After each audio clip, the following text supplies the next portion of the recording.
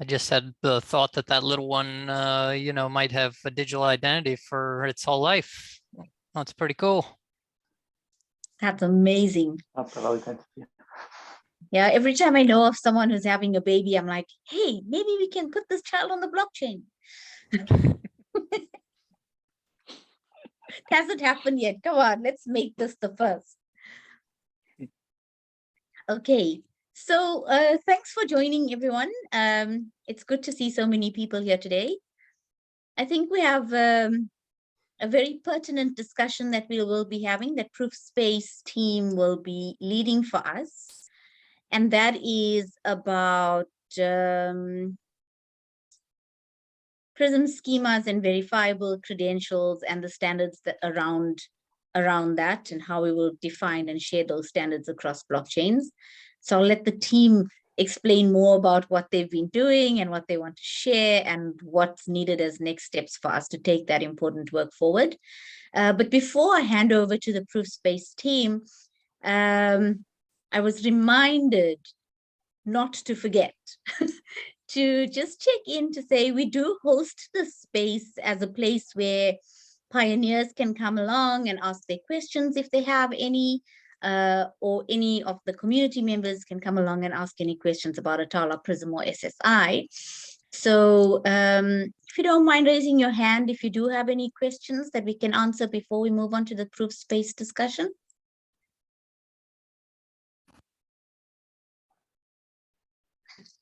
Oh, that's me. Okay, I'm not seeing any hands, which means that everybody's excited about ProofSpace. So I'm going to hand over to Ruslan. Is Ruslan in the room? Ruslan. Oh, there you are. Okay, cool. See, I'm only looking at the big writing here. It must be a sign of my young age. So Ruslan, how you pronounce it, Ruslan? How you pronounce it? Ruslan. Ruslan. Ruslan, sorry. Yes. Yes. I butchered that one. It's okay. Sorry, Ruslan. Okay. Over to you. Yes, many people named Ruslan. Okay, so I sharing screen.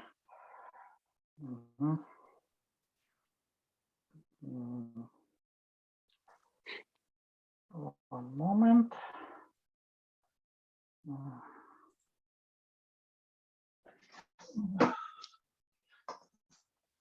So I will have slides. Yep, we see you. See, yes. Okay, great. These slides, they are available. I just put a link on it on the chat, so you can look on it parallel. Slides which is on chat is better than mine. Okay. So let's start. One moment. Sorry.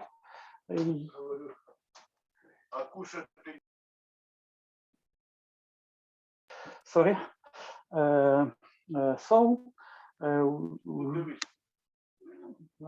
Добре. So we want to speak about PRISM schema definition. What is it? And why is it? It is a follow-up and one of things which we will need to develop as a step of technology.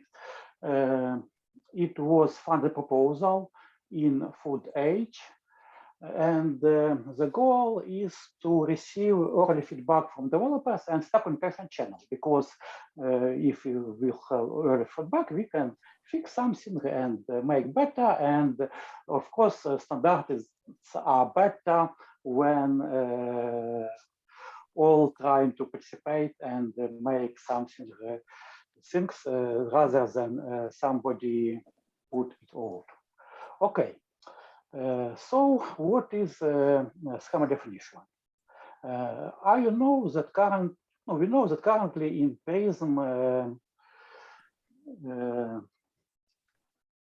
the default schema is an JSON. And we will follow something like questions which are natural for anybody who starts to work with Schema. So why we know that exists credentials definition and there is standard JSON-LD model. But can we use them? It is one first question. Second question, what are standards exist at all? And third questions, what other side projects can use to things and to found own place, and what you want to describe and to see in the schema. So example of schema, it is something where we define what should be in our credential. So it contains a semantic description of data, and the tools use the schema to load, verify, and post credentials. Usually, schema is stored in public blockchain, and the idea that organizations can load schema from blockchain and can understood and process semantics. And we work with different organizations, and tool can know nothing about concrete schema, about concrete semantic, but he can download schema, download information, and it and show, and we can write universal tools. Without schema, you need to write tool for each use case, which is many program, long house of programming, which you want to escape. Typical scenario is for interaction is we request credentials by schema, receive a verify credentials, check the trust registry, and do some custom processing based on fields. Okay, next questions. We know that exists JSON-LD standard. Here in JSON-LD, schema is a context definition. No, in this we see that if you have person with name George and birthplace, and here is a context where we see that person is defined on schema.org, and each field have something like URL, don't have written definitions. Well, looks like ideal things, but exist few problems with such approach. First, that JSON-LD is linked data. It means that data are collected from small fragments with definement elsewhere in the internet. It means that if we find one piece of data and we come for fragment in the other piece of data, we don't know where will be the end or the beginning of our definitions. But if we want something well typed, we need that it will be defined from first step to other step at all in our domain, in our one domain. But here we see with JSON-LD is impossible. And some consequences from this that set of primitive types for JSON-LD is not fixed at all. It is something which is defined on schema.org. And each domain provides a vocabulary. And such vocabulary is quite big. Also notice that base model of JSON-LD defined on RFD, which defined on XML and historically. And we can, if you want to implement JSON-LD, for example, fully, it is implementation hardware. So all implements at some part, and usually some part different. Okay. So, but we know that JSON-LD is required. What to do? So the typical solution is to generate JSON-LD definitions from our more simple schema. So we have a PRISM schema and JSON-LD context, and have such software which types context resolver, and provide JSON-LD document not as our internal things, but as exported format. outside of our system. We can give JSON-LD, but inside we have much and some simpler. Okay, next questions. What exist similar standards in the world? And also what three organization is such good that they create a second standard, JSON schema, which devoted for describing verification and JSON, and based on more verification. And our PRISM schema will be defined in the term of JSON schema. Not that full JSON schema is quite big, maybe how, and exists standard for verifiable credentials inside the JSON schema. Basically, it means that we have such meta information, and then JSON schema inserted into such meta information without changes.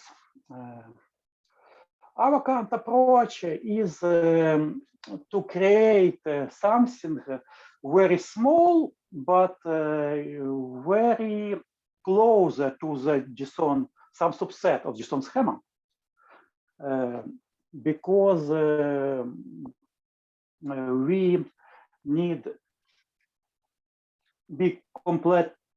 We need to follow also JSON-LD, and quite interesting thing that JSON-LD and JSON schema types are not compatible fully, because exist things which can be described only in JSON schema, and exist things which can be described only in JSON-LD. What is good also with schema that existing tools which will automatically display waveforms. Okay. So if we will generate JSON schema from our schemas, then we will be able to automatically generate forms, which is good. But it is one of questions which require feedback. So maybe better use JSON schema follow or PRISM schema. It is what I want to hear as one of during discussions. What exists similar? Also exists JSON type definitions. It is look like stripped down version of JSON schema, stripped down. It is too minimal for our purpose, but it can be also included as subset. It is a discussion topics because it have different set of primitives, and I'm not sure. And also exists a family of interface definition languages. It is fragmented, it exists many flavors of this. It is nice to have options, but now we think that for tooling, better have something JSON. From other side, for example, Cardano is described on CBS. Okay, now let's look around and think what other projects use. And we can see that majority of the projects use some sort of JSON schema subset. Also, we have JSON-LD, and exists a nice flow in as a reward. They use definitions of structure as credential schema. So if we will follow JSON schema, it seems that we will follow the masses. Okay. Next questions, what do we need in cardano-specific credential schema? It is, we can see this as dimensions where each dimension is what we want, what aspect we want to describe and to show in our definitions.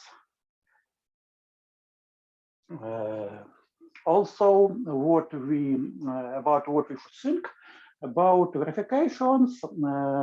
Currently, we have a quite simple structure when signature and publish Merkle tree are stored in blockchain, and this is implemented in PRISM. But if we look around, you will see that all talking about zero knowledge predicates and selective disclosure, and some that. And for example, we support the view of PRISM predicates as in Kamenich Lukashevich-Luchanska schema, where we can use predicates. And I think that maybe not this year, but eventually these schemas will be added into PRISM, or maybe they will be added as addition to schema standards as proofs. So we need to think how to represent or how to write schemas in such way that it will be compatible with our verification schemas and with selective disclosure. Okay, so now let I show the first proposal, the first of structure, which published. It contains from Meten4 object and primitives. Meten4 is quite usual, but what I want, what is relatively new, is that it is good to have trust registry definition be embedded in schema. Why? Because in such case, tool can know nothing about trust registry. They can receive schema, check that schema is right, and run verification. So we can make better verification. Also, what is relatively new is domain uniqueness. It means that we have a set of fields which should be unique. For example, passport number for person. If some person have two passports in one country, then something strange. This usually help when somebody wrote a backend processing. So trust registry, no, we have a proposal about smart contract trust registry, but for now we will define some minimal set. It is permissionless. It means that anybody can trust registry which contains from one issuer, or trust registry which defined by unity of token. If I have some token, then I can participate in trust registry. Then objects. Objects, of course, we can, it is map or array. And any field in schema should have some properties. It is interesting questions which of these properties we want to have default or which we can have optional on, but it is usual type and field name. Why they are different? Because type is for human and it is usually contains spaces. For example, Merkle tree, Merkle space tree, and field name, it is usually in the contains space. It is also context URI is needed for JSON-LD. No, by default, we should have submapping, but somebody should be able to put own context URI to schema.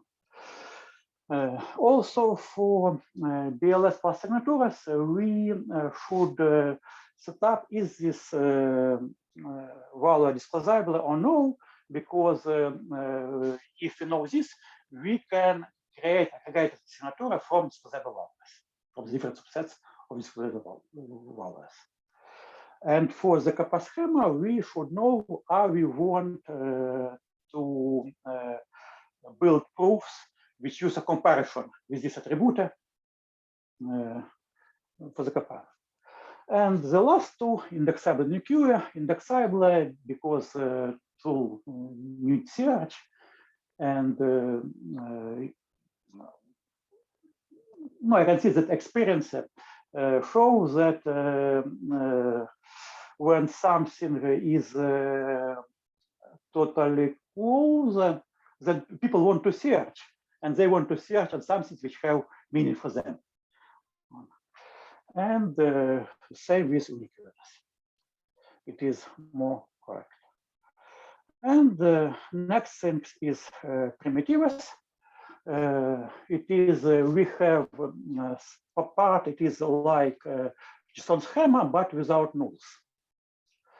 And also we want to put this and put the default attributes like length, patterns, and so on from JSON schema directly, because we want the transforming from our schema to JSON schema will be very simple. But we need maybe few things such as for string we should define decoration. It is multi-line or one line, and it is number how to put this on keyboard. And also we should have special attribute, is it things which are unique UR, because many user cases, they rarely only exist as such field, which is ID. And for example, if you want to automate buying ticket, then backend will ask ticket ID, and you should know where is ticket ID in your attributes. So we should cause this. And the same with date. Additional attributes which are primitives, which are not in JSON schema because they are mapped as string, but we want to have this as primitives is date and timestamp. No, it is usual presentation. Date is ISO 8601, and timestamp is also. And also we should have exist use cases where we need to know some standard values for issuing day when the credential is added and expiry date. Is this credential is valid? So we also this open questions. Are we need binary data and credentials? It is very interesting questions because I think that I have used a case. It's a voice. It was one project where voice was one of when you wanted to identify person by voice without phone at all. And so we need to have a characteristic of the person's voice, which just a big vector. Is it credential or not? It is interesting question which we want to think. Okay, so I wrote the first version of schema, which is defined in JSON schema in this GitHub repository. And also it is version small tool which generate for which verifies schema and generate schema of JSON schema from our PRISM schema. And JSON-LD mapping is following. And now we, I think that what we will do next, we will get examples from the set of credentials collected by root IDTM and try to describe in our language and see what we will miss. And also think about publish schema, represent this as Haskell data, and write schema resolver. It is will be the next things.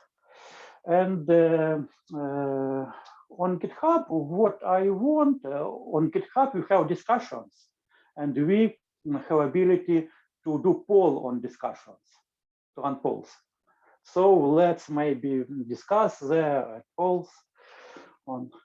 I would ask all, and especially after of tools and after of user interface tools, play with this, trying to think and semi-orally, because now it is the beginning of the project, and exists big probability that I miss something important.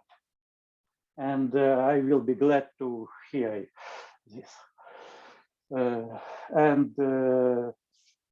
It is one thing, and second thing that let's adopt something and find error as early as possible. That's all what I planning to say today. And now we can switch to the free discussion.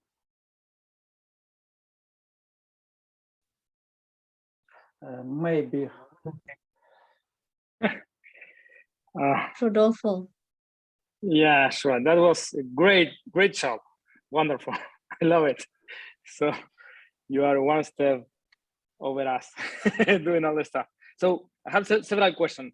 So going to the JSON schema and JSON-LD, that seems that are the most adopted definitions, right?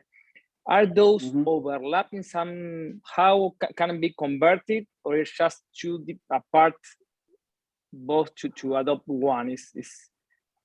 Are too hard to maybe convert from one to the other, or they have some overlap that you can make a subset of those and have something closer? In general, what is let I come here, and JSON-LD have ordered set, unordered set, and map. But JSON-Verify have no unordered set. They have arrays and maps. But also in JSON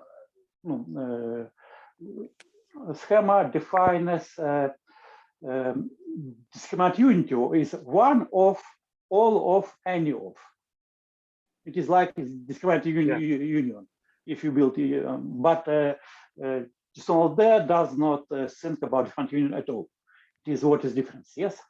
How we can keep it closer? We have just select things which supported by all, and also JSON-LD requires that each attribute, that each entity is described not by name but some URI, which should be standardized. And so we have context URI as user attribute. And we will define standard URI mapping for primitive types and for things. So looks like we will generate just JSON-LD by getting our definitions and normalizing using namespace, which we get from context URI. Okay, so from your proposal, you can convert it to JSON-LD and JSON schema. Both maybe not the other way around, but from that you can go to the other two, right? Yes.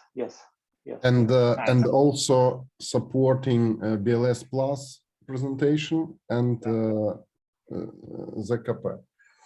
their own knowledge proofs. So the idea that before the Atala PRISM credentials will get all this stuff ready, we want to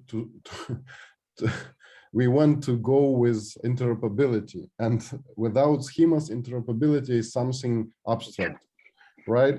So the idea is that we may define the schema structure so way that in the future we may support different encryptions and different presentation of the credentials. But for now, we may start playing with something generic, which can be used to develop. I love the idea, because that's what I think is just to have something generic, but maybe a subset that is generic, right? So with a subset, yes, you can do everything in any direction you may turn, or maybe you can try to interoperate with other credential, and then you can, if there is a simple credential, you can easily read, right? And maybe showing in your do verification, whatever. That's nice. I like it. I think Mauri has the hand raised. Yeah, is this meant to be fully deterministic or extensible to some circumstance? Because I two comments on that. One of the benefits of the JSON schemas is that they're very extensible. And the second comment is, I totally get the comments of Ruslan and Victor of why we need common schemas for interoperability. But sometimes when things, I've done a lot of work with skills taxonomies at learner shape, and when you get too prescriptive, they tend to get in the way of interoperability, because unless you've got the one global schema, a fixed schema starts to become a barrier to talking to other people rather than an enabler. So how would you respond to those points? Oh, it's interesting questions, because define it, it's quite business questions. Extensibility of schema is defined. It is one of by JSON-LD exist things as additional properties. Yes, I will need to additional properties, and here in the I think by default additional property set to false, because I think that tool would to need to know all at all. But I see that for use case it's required. Yes, we should know some additional properties. No, we should accept some additional properties and maybe not analyze it, but just accept. I think that what I can understood, if you write some tool, yes, then you know the schema, no, you know the semantic of the fields, then you can put it on schema. Yes, maybe the problem that you have many schemas which are different for different use cases, and which will be not and which are not fit into one big schemas. Maybe simple in some. So it's interesting. So and the answer is currently we think that additional properties no, that we need not additional properties, but okay, let's think how to change this, and let's to find use case, because which where they are where they need.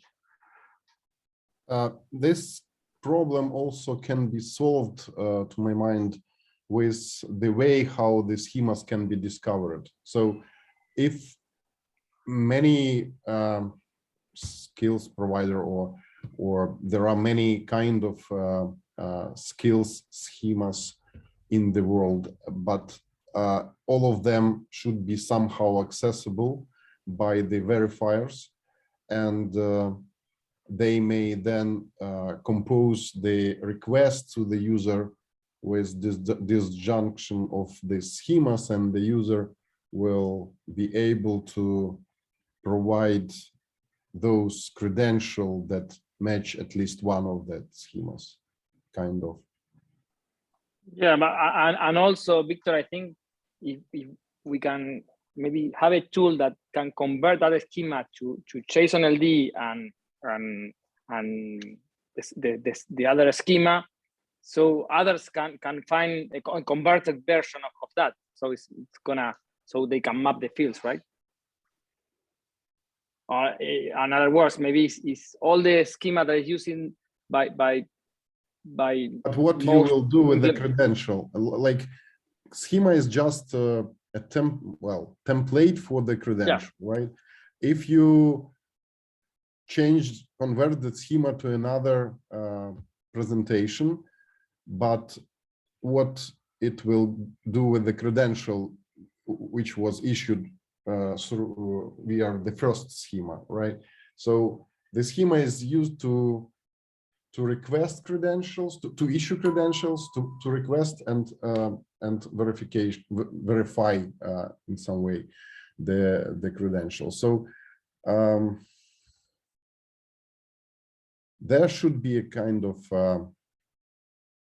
discovery mechanism, and verifiers should know which schemas are available in the network and what credentials can be issued potentially. Then they may use this information to ask user to provide these credentials.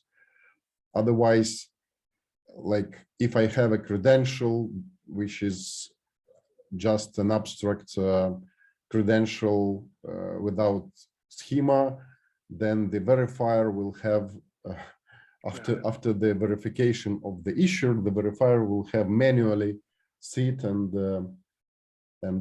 parse this credential and trying to understand the semantic of the fields. So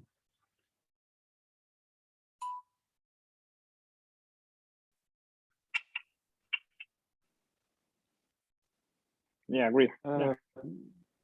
What is OBV3? I see a question from Snabrila, and they. Hey, Rustin, did you ask what is OBV3? Yes. OBV3 is a schema standard by W3C. It stands for Open Badge Version 3, that a lot of the ecosystem in Aries and other companies are adopting. W3C is the World Wide Web Consortium. I'm pretty sure you guys have heard about it. I'll put the link in the chat. This is the schema that's being pushed by this organization. They have about 400 companies as part of it. So any yeah, go ahead. But what I see is they have JSON-LD. It is JSON-LD in our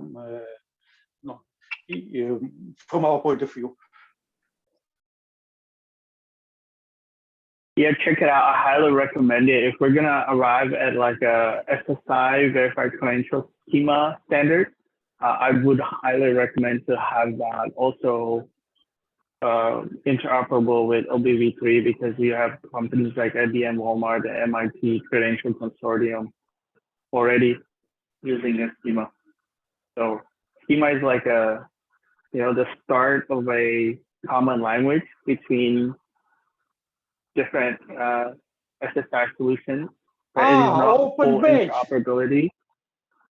Open badge, yeah. It's open badge. It's the open batch, right? Yeah, that's what I want to say. Okay, yes. I think I saw it in the presentation, but I just wanted to make sure. Yeah, so open batch, yes. Open batch is defined as JSON schema, as I remember.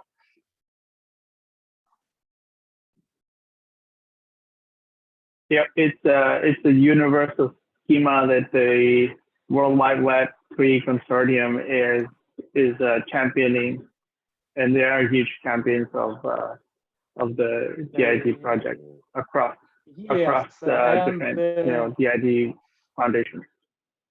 Yes, and root ID collect open batch as one of example of I think so we already open batch does not specify the format, right? They specify the fields. Is that right? Yes. Yes.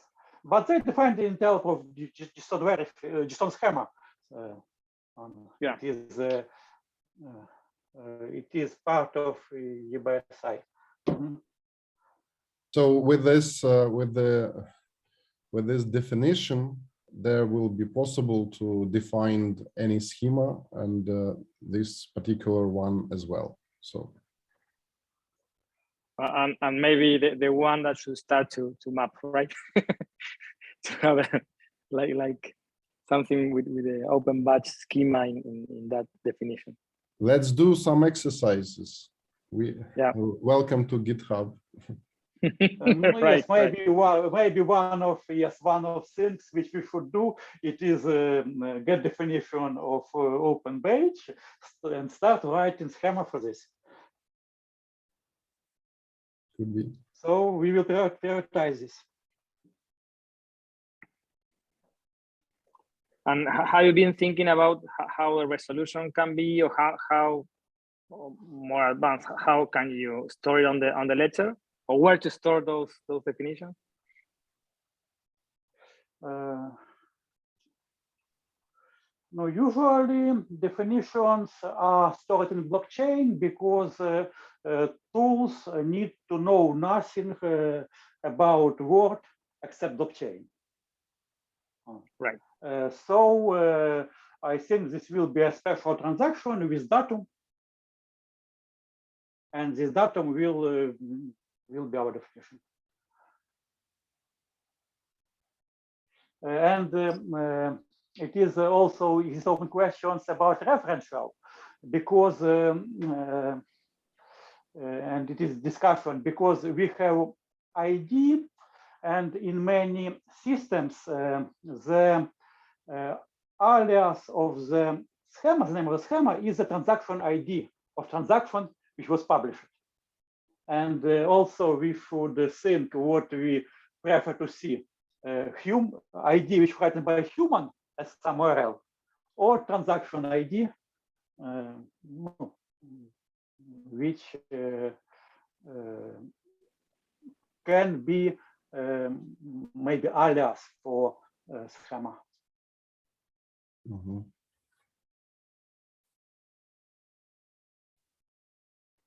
Thanks, Ruslan, for a very in-depth research that you did here and coming up with groundbreaking work.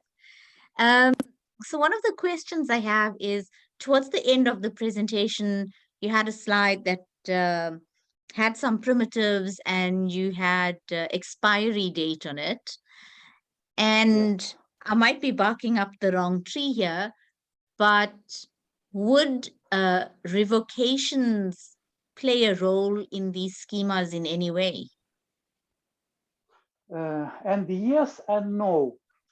Example, problem with revocation that it's expensive, and if you have, no, for example, each revocation, it is written blockchain, which costs money. Okay, so if you, for example, issue a ticket on to an event which will done a few days, yes, then you just spend the cost of a transaction to close it, to revoke, yes, without any maybe value. Yes, we just throw money to close the revocation. So in case when we have very massive amount of limited timing, no, it is ticket, it is tests, no, it is travel. Then it is better to have expiry date set to avoid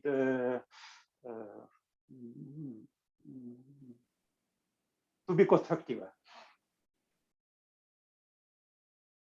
And also PRISM already handled the revocation, right? So you can use PRISM to revoke credentials and use that part. But yes, you have to pay. Probably this will cost money, and this will other there maybe work, which is not in all cases sufficient. So I think the revocation is something for things which long living. But for short living things, better to have expiry date.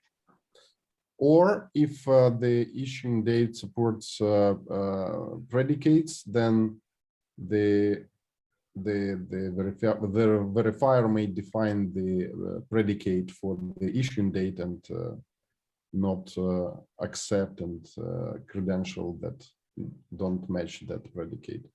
Yeah, well, that's expiration, right? Not revocation. Yes. So we may have expiration date, right. and or we may define predicate against issuing date, so that the credential will not be verified. But it depends on what we'll have in the future PRISM credentials. Okay, thank you for clarifying that for me a bit.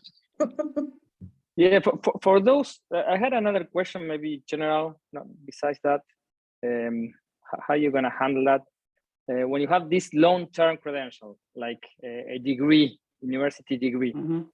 So say that the issuer issue a credential for a degree, and later on they rotate the keys. Mm-hmm. So that credential, of course, is still valid. So, but when someone presents to a verifier, the verifier needs the old key in order to validate that. So I don't know, is PRISM handle that, or how you handle that in your system? No, or you don't handle in our system, this is the problem of the underlying layer. Because we do credentials, but we do not security schemas. It is the problem of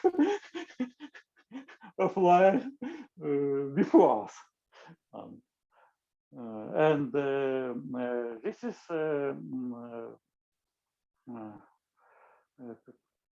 PRISM. And it's interesting things, but it is no, the questions. I think that it can be constructed, but this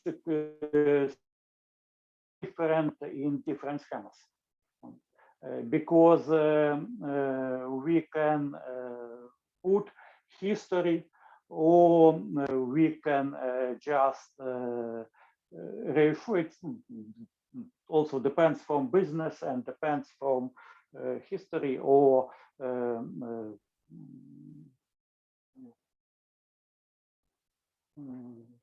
so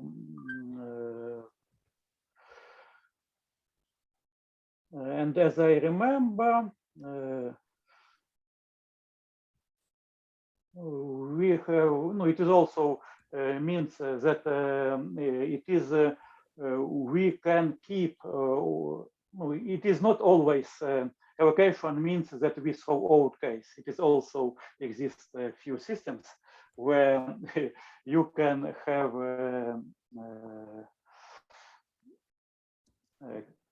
case and where you can have signature and you can enrich signature instead of change it. But yes, but for now it is a problem of the previous layer.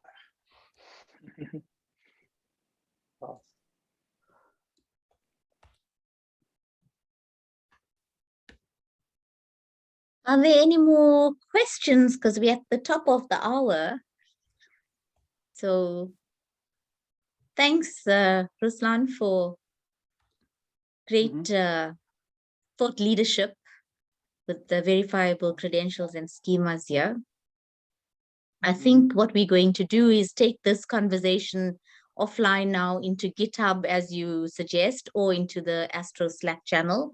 Yes. And please feel free to ping Lohan or the PRISM team if you need inputs or views on the Astro Slack channel. If you have questions and you need to get further opinions on this from them. Yeah, otherwise ping me and I'll find the people to make time for you if needed. Yes, yes, and But it's great. I'm gonna go through the GitHub, Ruslan, and all the ProofSpace. I'm gonna review that. It's interesting. So and make comments. Yes. Thanks, Yeah, Rodolfo. I love what the ProofSpace team is doing, Ruslan. It's a really important conversation to have to make sure that you know, we start interoperable and it's a really it's a really easy way to diverge, but I would rather collaborate, right, to build something together that adds value to everyone. So thank you for your presentation today. Thanks. Okay, so how to stop sharing? Perfect. Thank you so much. I'm going to stop recording as well. Yeah.